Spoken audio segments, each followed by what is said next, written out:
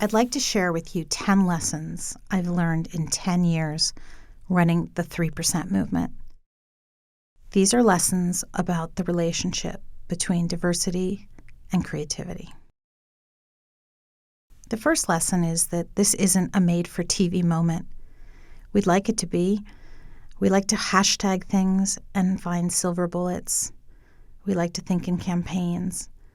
But the true work of culture shift is slow and messy and grueling. As the book Atomic Habits reminds us, it is so easy to overestimate the importance of one defining moment and underestimate the value of small improvements on a daily basis. The second lesson I've learned is that diversity is in the details. Often when I'm invited in to do culture consulting, I ask very pointed questions. Things like this. Do you pay your freelancers net 60? Net 90? Do you have a war room, but not a quiet room? What paid holidays do you give your people? Yom Kippur? Diwali? Juneteenth? What's the temperature of your office thermostat? Literally, who is comfortable in the climate of your office? Do you participate in unpaid pitches? Is golf a write-off, but nanny overtime isn't? These are the small things that indicate who is centered and who is an afterthought. The third lesson I've learned is that you can't PowerPoint people into caring. Metrics matter, of course, but data does not change belief systems. People need to feel something inside their body to shift their thinking. The best way I've found to do that is what my friend Cindy Gallup calls communication through demonstration. Show people what the world looks like the way you envision it could be.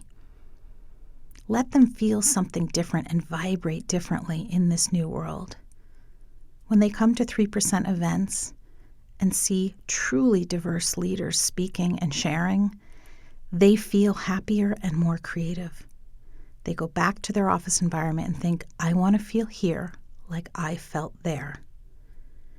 Help people have a feeling inside themselves that shifts their own belief system.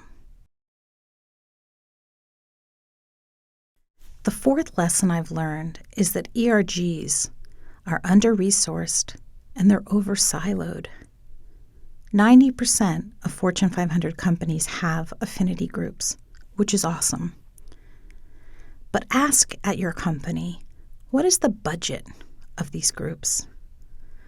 Do they report into the CEO? How are the organizers compensated for their time? Are they given time off? Are they paid for their time? These things indicate that this is a business value and that these people are leaders driving these changes. The fifth lesson I've learned is that if you haven't felt like shit, you're not trying hard enough.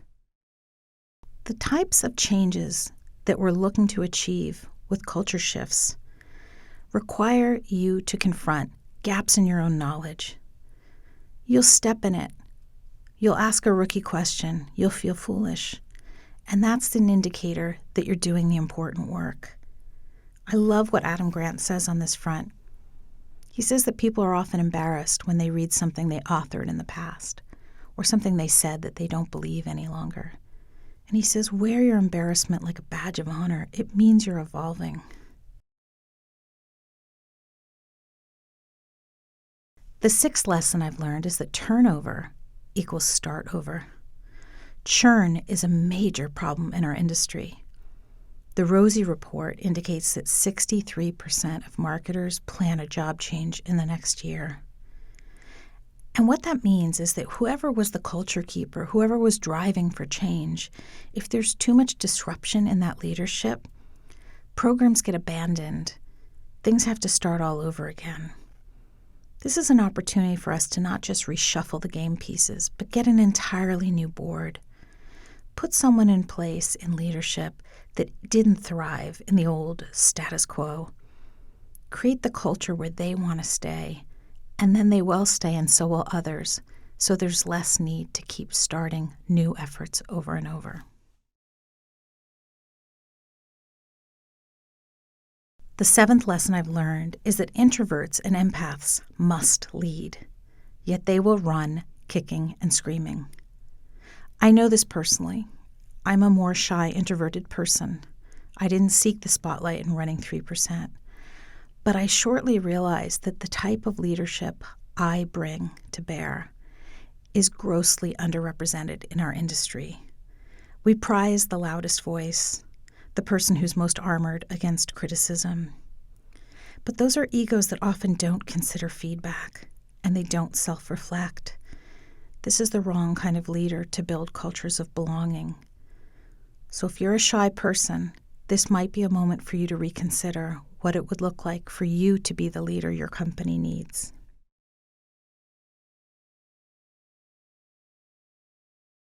The eighth lesson is that culture is the new creativity. I firmly believe that the future does not hinge on advancements in AI or space travel or even tech, but that the single greatest achievements we're about to experience hinge on a very ancient premise, that of belonging. When you create the psychological safety for people to fully be themselves, without covering or camouflaging or code switching, you get phenomenal output, contributions, new thinking. Creativity is a group sport. It's a vulnerable act. And until you can create a culture of belonging where everyone can be their fullest self, you haven't fully maximized the creative output you're capable of.